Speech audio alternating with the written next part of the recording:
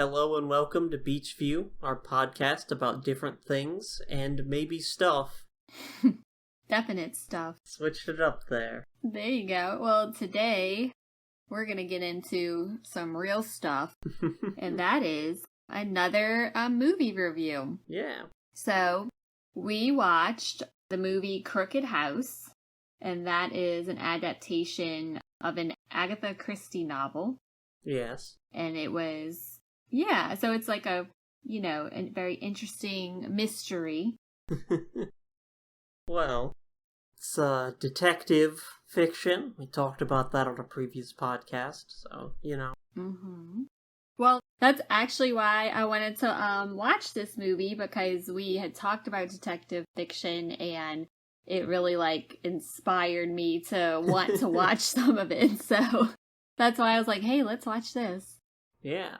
So, and it's a British film, which I guess is noteworthy.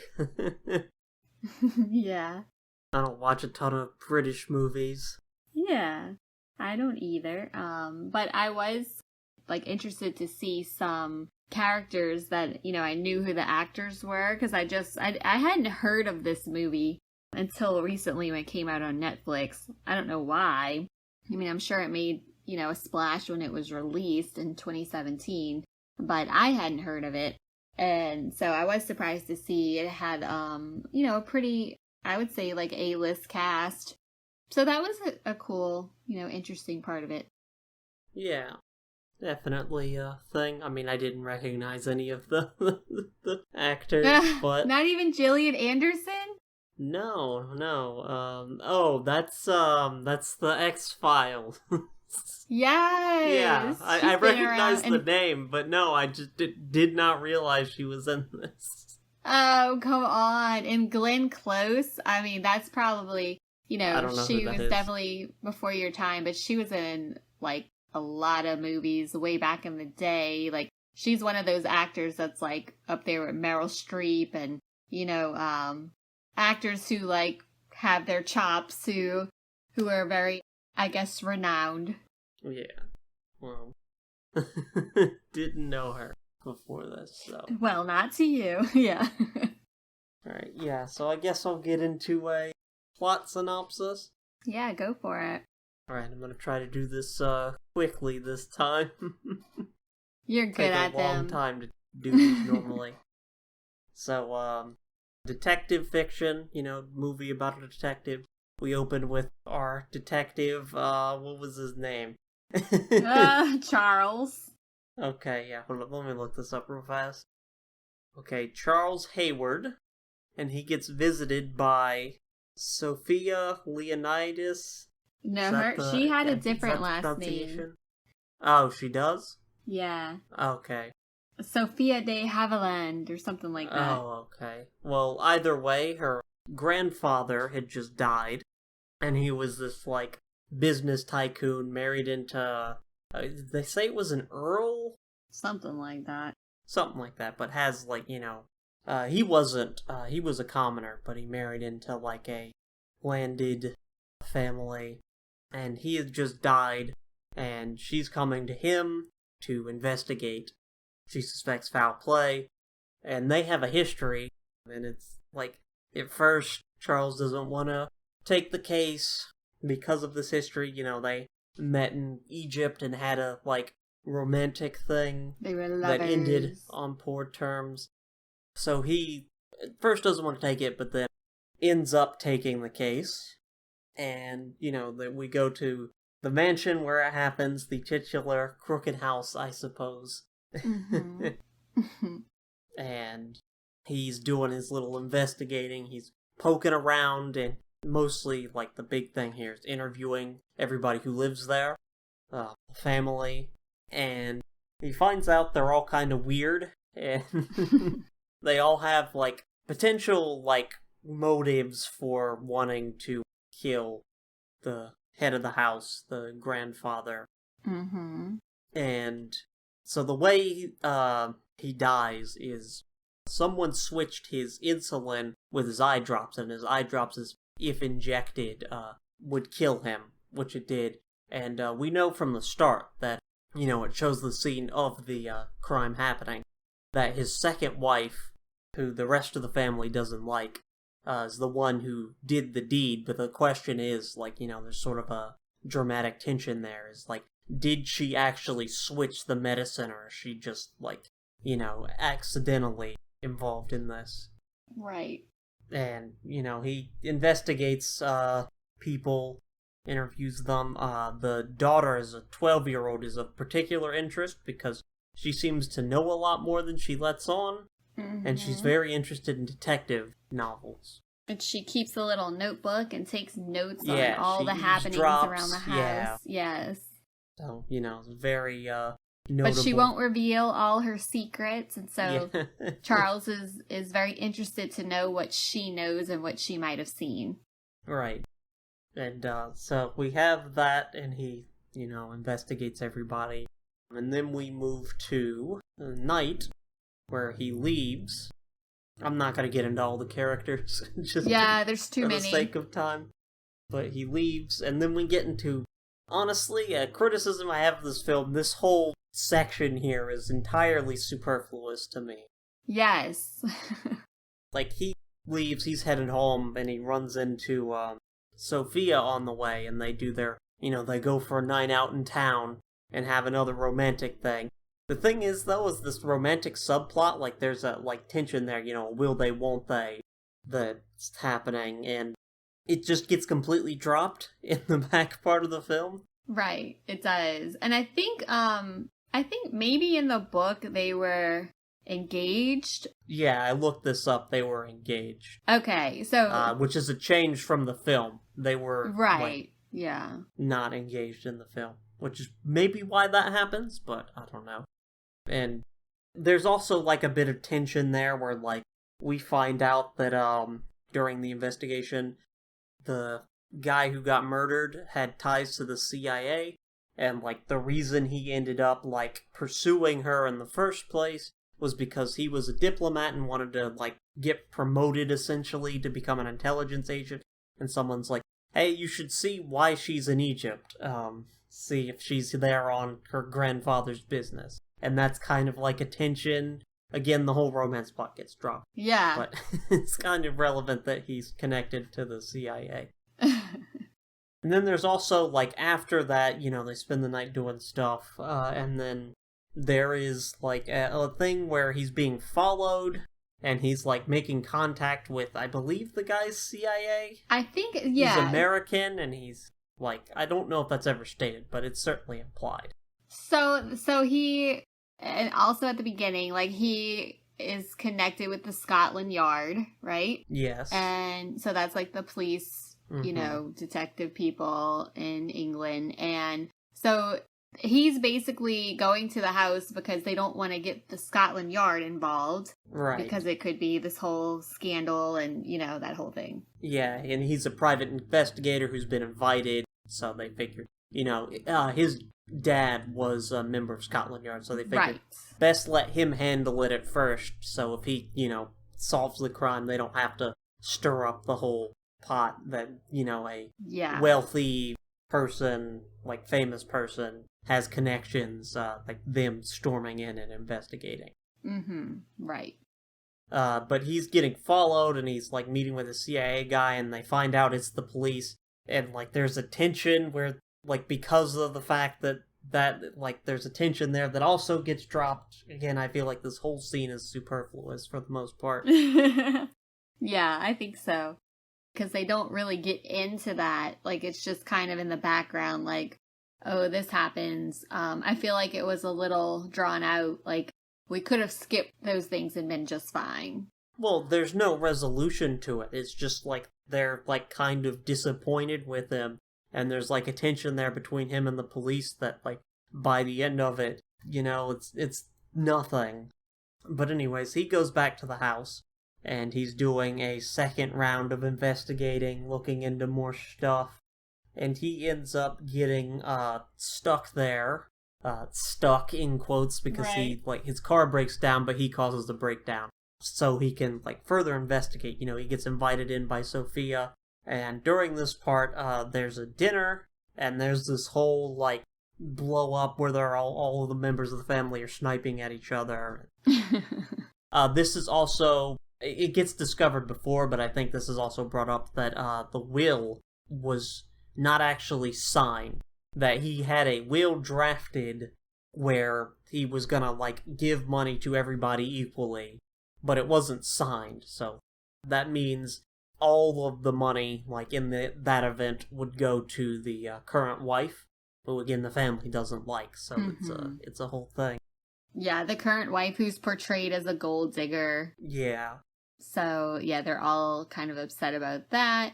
And she's potentially having an affair with the tutor, who they've hired, private tutor to teach the kids. And he's also working on the memoirs. Yes, and he was working with the victim on the memoirs. But yeah, they have this whole big blow up, and then later in the night, there's the more of the romantic subplot where they kind of get in a fight, and that's the last time it gets brought up. But this then leads him into running into the daughter. I don't remember her name. Hold on. You talking about Josephine. Josephine, yes. The young child. Yes, the 12-year-old. Yeah, who is acting suspicious, and he goes and tries to, like, find out what she's doing. She runs off somewhere, and he tries to go after her and ends up going in her treehouse to see, like, maybe she's gone in there. And he sees that they were, in fact, having an affair, the second wife and the tutor. So he's like, oh, that might, raise some flags. And then, so he stays there, sleeps the night, then the next day comes, and he gets called up to Scotland Yard, and they find out that there was a secret will that gave everything to Sophia. And while this is happening, there's been an incident where Josephine is injured from someone cut the cords to her treehouse, and she was going down and fell out. So, there's this whole big brush up over that, and the police get involved, because, this is now, like, a more active thing. They feel like they have to protect a child. And there's also aspersions because of the new will cast on Sophia, so you're thinking, okay. Right, because Sophia admitted to knowing about the will, yes. Yeah. Was it her? But we also have this thread of where it's, maybe it's the second wife and the tutor, so there's that thrown in, and then the police are snooping around looking for stuff, and Charles ends up, like, they were having an affair, and that means, they might have been the ones that killed him, and he finds, what appears to be their love letters to each other, in which they admit to the crime, which then gets them both arrested, and there's this whole blow up over that. But, while they're getting drawn out and they're having their final conversations or whatever, Charles is unsatisfied. He's like, I don't, he doesn't buy it. And then he gets back to his office and he sleeps there because he's not sure about it. And he wakes up, there's a call, and the nanny has been killed. Yes. She was poisoned by hot chocolate, which was thought to be for Josephine. There's like a running, like, recurring element where the nanny tries to make her hot chocolate, but she doesn't like hot chocolate, so the nanny drinks it. Who doesn't like hot chocolate? Like, come on.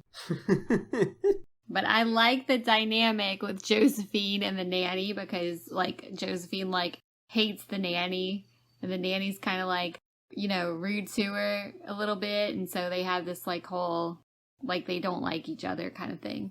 Yeah, and during this, Josephine, who, again, like, been keeping a notebook, and, like, eavesdropping on everything, keeping up with everything, this notebook goes missing. We actually see it was the great aunt, who was the, like, oldest member of the household. Like, she takes it in a scene, but the rest of the characters don't know that. And she's looking for a notebook, and, we're still, like, obviously they must have not done it, the two that were arrested, if there was another murder. So, they're trying to scrounge around, like, who could it be? Aspersions kind of get cast on the great aunt, who's acting kind of suspicious, Yeah, like why would she disturb the crime scene and take Right. a notebook? Because Charles like saw her take something. He saw her in there, and yeah, she did take another thing, but he didn't see the notebook specifically. Right, right. And so, they're again trying to find out what happened here, who did this. So he goes and he finally, like, confronts Josephine, like, grabs this child and starts yelling at her, like, I know you know more than you let on. He's like, I'm gonna find out what you know if I have to shake you to death or something like that. Yeah. And, but he gets interrupted by the great aunt, who, decides, takes her and is like, hey, let's go get ice cream. Yeah. And, they're not supposed to leave the grounds. The police are there and they have everything sealed up. But she manages to, like, convince the, police at the front to let her out. They go driving off and, Charles is sitting there thinking of it. They reveal it as, the police is like, it's probably cyanide poisoning. It's like, why would they have cyanide in the house? And he's thinking, to kill moles, which was a previously established plot point. So he goes out to the shed, a garden shed or whatever, finds the notebook, and, covered up, and the cyanide. And, at this point, audience is probably thinking, oh, it's, the great aunt, she did it. Right. And now she's getting away, and Josephine knew too much. So he runs back into Sophia, and they're like going to his car and like, we need to go now to like catch up with them. And when he opens his car door, there's a note on there from the great aunt that's like confessing to the murder. But so they're like on their way, there's kind of like a car chase happening here. Yep. And while that's happening, they finally like look at and read the notebook, and it turns out the child did it. Yeah. It was Josephine, the 12-year-old, the whole time. Spoiler alert. Did both murders and did the like whatever's cover up, like did injuring herself as cover up. Yeah, so this little psychopath who's 12 years old, she said she was just dreadfully bored and she switched out the insulin, like put eye drops in the insulin because she was bored and she didn't like her grandfather because is that her grandfather? Yeah, it's her grandfather. Yeah, yeah, that's right. Okay, didn't like her grandfather because he would not let her take ballet.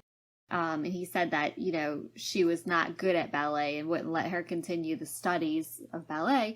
And so she was mad at him and she was bored. So she did that. Like she just killed him out of boredom.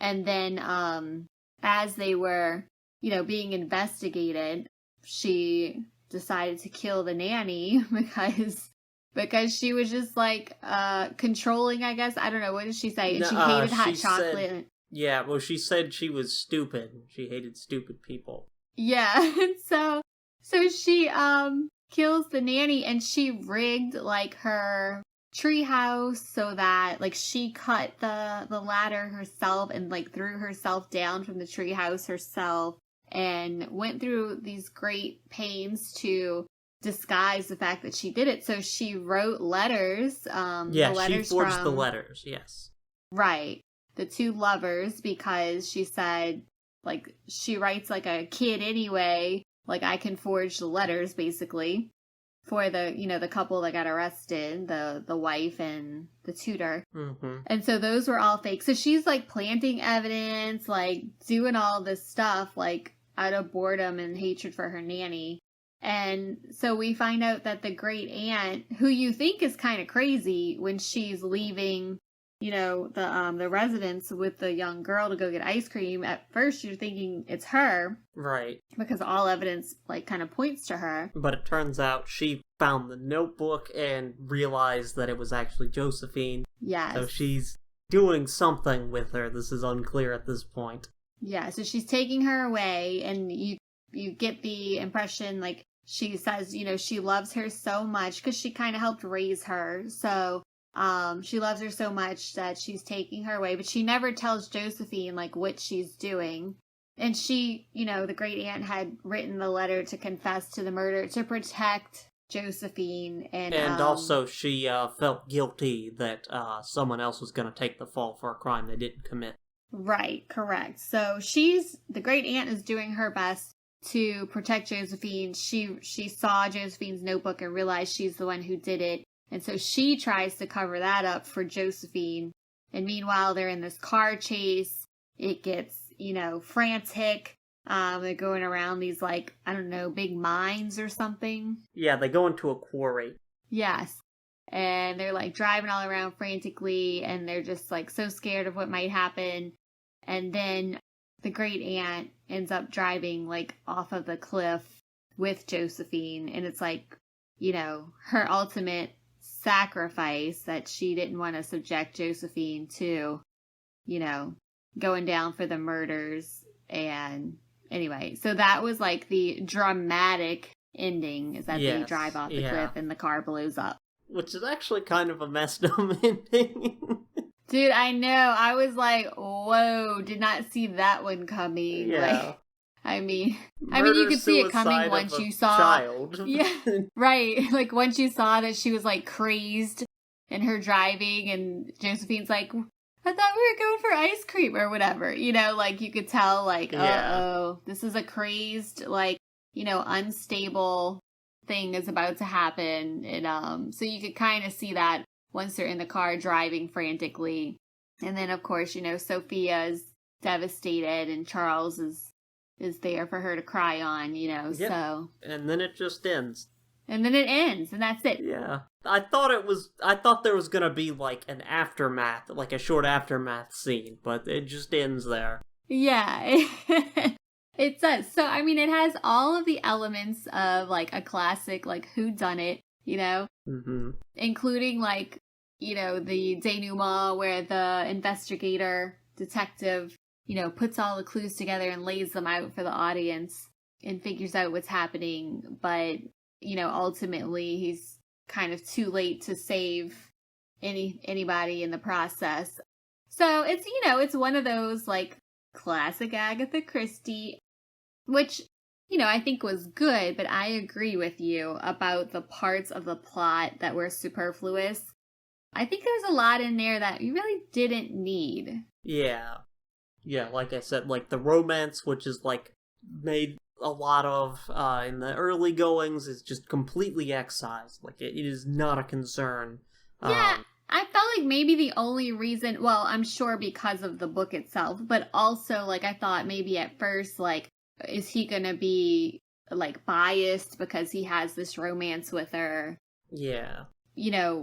Is that why, like, they're putting this in there? But it ended up not really playing out that way. And I thought it was like, maybe this is going to end as a, like, part of the ending was going to be, like, a resolution of the will they, won't they. Like, that's going on, it's like... Yeah. They had something back in the day, but they both, it kind of blew up in a bad way, so... Yeah. It's like, are they gonna reignite that, or are they not, and just completely gone. Yeah. Yeah. And then I think the whole, like, spy connection was just kind of a little, like, not really needed, I think. Like, it was, I think that's important for one reason, but you could have cut it. Yeah. What did you think it was important for? We'll get into it later. Okay. Okay. So I liked the, kooky cast of characters in the old mansion. Like, that's just, like, classic mystery stuff. So I appreciated that. And I liked how, everybody has their own motive. Like, we didn't even get into all the characters, but, like, the other kids, there's two brothers as well, right? Yes. And one's like a tycoon of a company. Yeah, and their wives and their there's kids also stuff. the other kid that doesn't play, like, much of a role, but... Yeah, and then, like, I guess it's the grandson, right?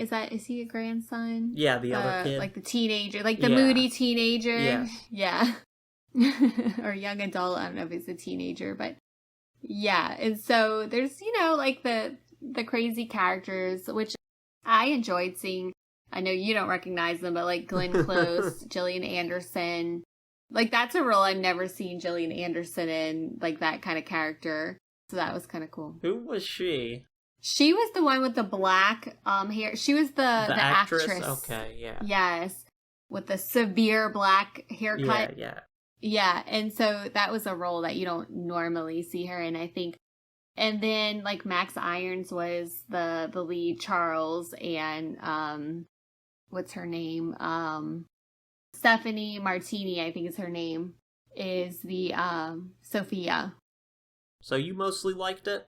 I liked it, yes. I liked it. I am a fan of Agatha Christie's mysteries. I like that it's so, it's kind of such a formula, but it's still a mystery. Like I said, kooky casted characters in this big rambling, mysterious house, and you're trying to figure out who did it when everybody has a motive. So I like that whole trope, and I like the actors that were in it. I thought they did a good job. Like, I thought Sophia's character was played well. But at the same time, it was a long movie. Yeah. And I felt like it was kind of drawn out in the middle, and I did feel like the end was like all of a sudden, and didn't really have a resolution at the end besides the murder-suicide. Yeah. But even the little girl who played Josephine, I've seen her and stuff on Netflix before. So I was like, oh, she did a good job, like, playing, like, this, crazy little kid.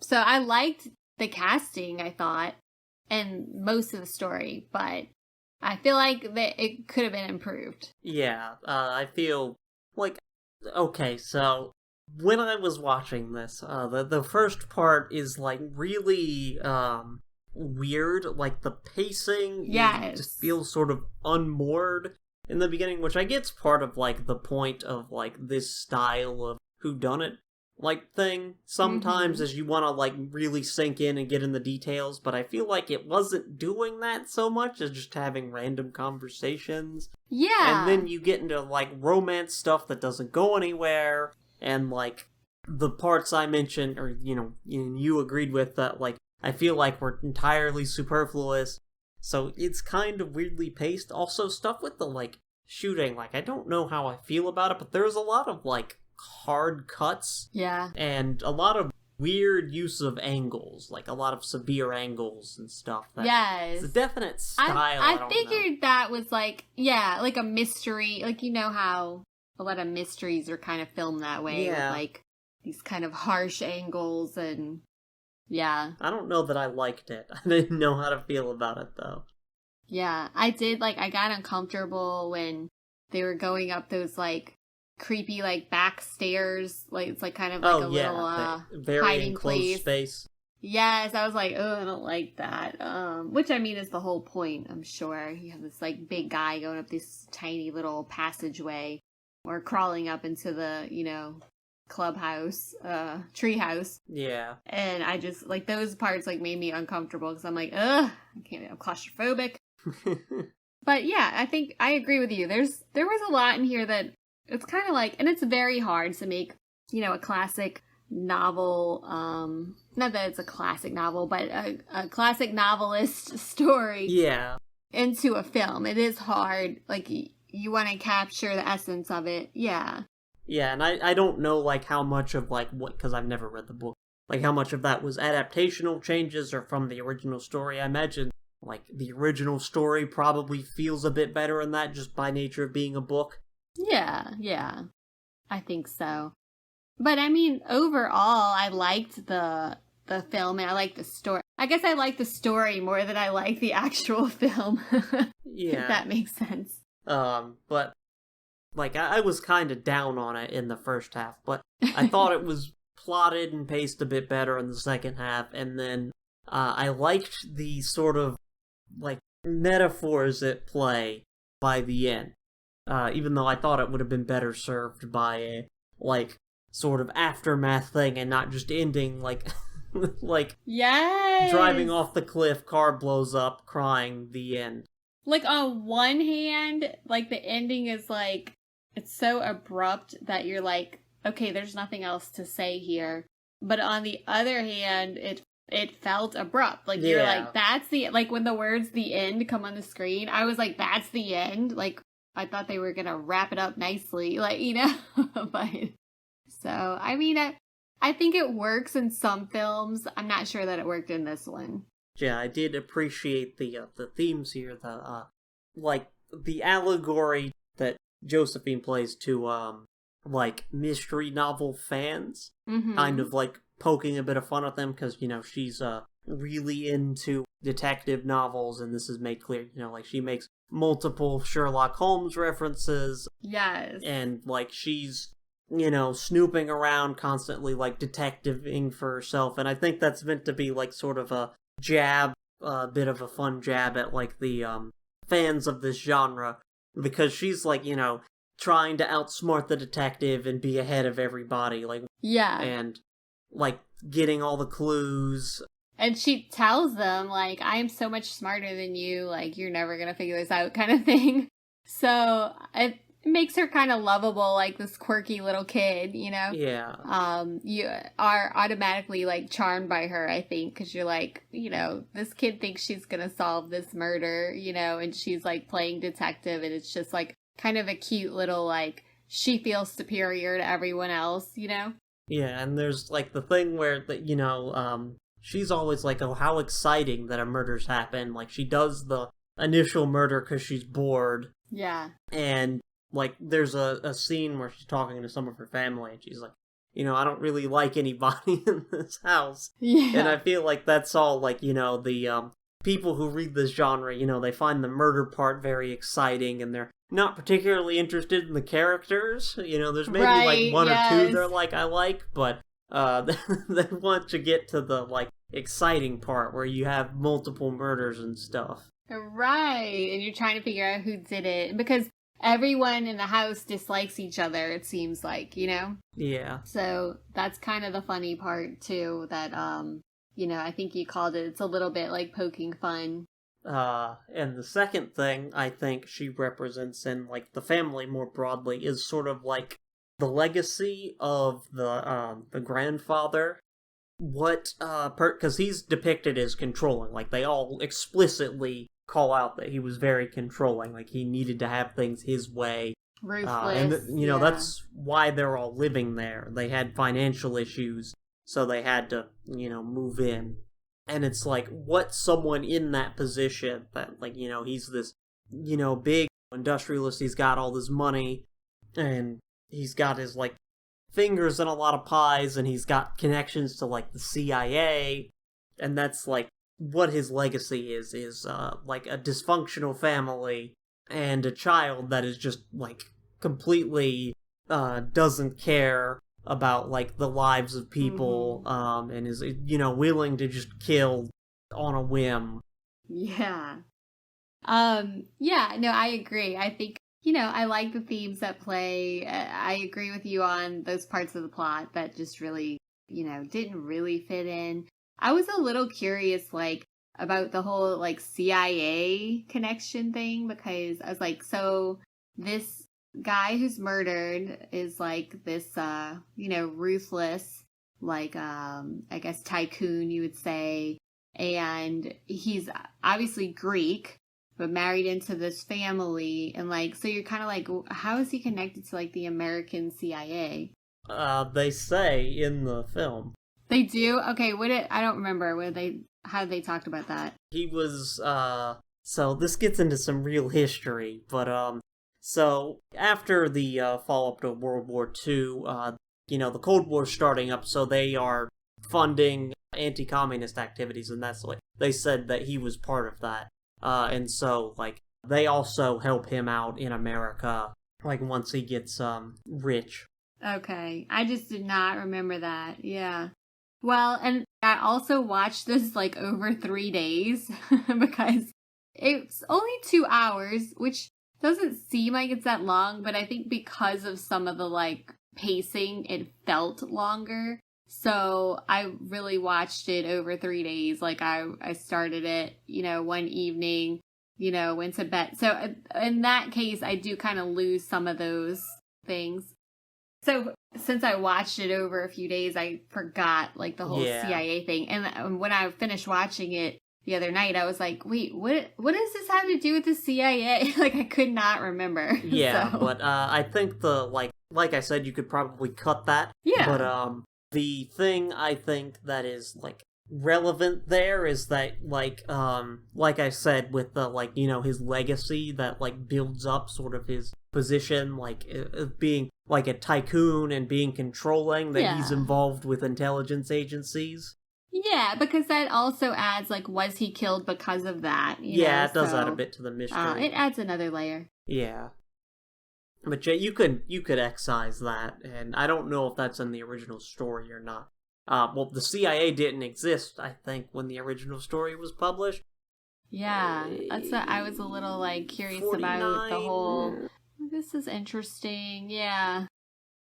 Here, I'm looking up the CIA on Wikipedia. Ah. Okay, 47, so it did, but just barely. Okay. Yeah. So, I mean, I think, like, the post-war era, like, lends a bit of, you know, just, kind of makes the fabric of the whole, you know, what am I trying to say? Kind of makes the fabric of the whole scene a little more vibrant, you know, like, it just adds another element that you're in this era. You know, there are different, social factors that play in. Do they ever talk about why Sophia and Charles were in Egypt? I don't think so. Well, he was there as a diplomat. Mm-hmm. But yeah, I was just curious, like, they never really quite explained, like, why she was in Egypt. But I did like the ongoing reference, like, to what happened in Egypt, just because it was kind of like another kind of mystery at first, you know, like, why did their love fall apart? When you're first thinking, like, this has something to do with the plot. But then you realize it never really comes back to anything in Egypt or their love, you know, or lack thereof, whichever, you know, kind of doesn't really matter at that point, you know? Yeah, which actually, that's, you mentioned the time period thing. That's changed from the original book, which I think I read was set in World War II. I mean, either way, it couldn't be set when it was, like, in this film, because it was released in 1949, and it's set after that. Oh. I don't know about an exact date, but they do mention 1957 once. Yeah, I was going to say, I know it was in the 50s. I couldn't remember exactly what they mentioned, but yeah. It's after 1957. I don't know if they say specifically how far after. Okay. Yeah, interesting. So they definitely took some liberties. I did read on IMDb a little bit of trivia that said that Agatha Christie has said this was the favorite of her stories that she had written.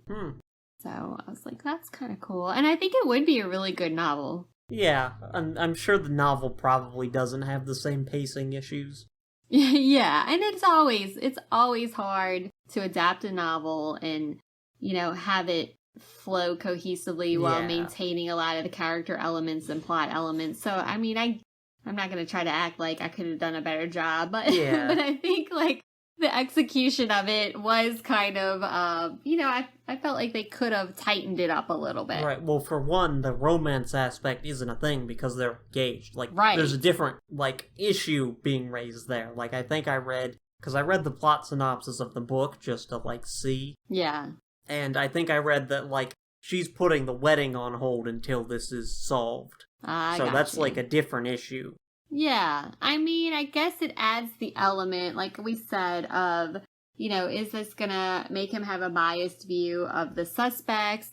And then there's, like, this kind of tension, but the tension wasn't really there with them, if I'm, you know? Yeah. Like, there wasn't this, like, huge element in the movie. Like, it was just kind of like, okay, there's some tension. He doesn't, you know, understand why they're not together. But she's adamant about not being together, but then they kind of do get together, you know, so... It was, she left him. Yeah. Because she didn't want him to get caught up in family affairs. Yeah, but in his mind, he's like, that's not a reason for us not to be together. Yeah. So he doesn't really understand, like, why they're not together. But he also seemed like I think... he kind of moved on in the beginning. Yeah, it was a little like, I don't know. I agree with you that it wasn't, like, well played out, I guess. No. Yeah. But, you know, so, okay, would you say, did you like it? Yeah, well, I think it gets saved by the, like, sort of thematic parts at the end. Yeah.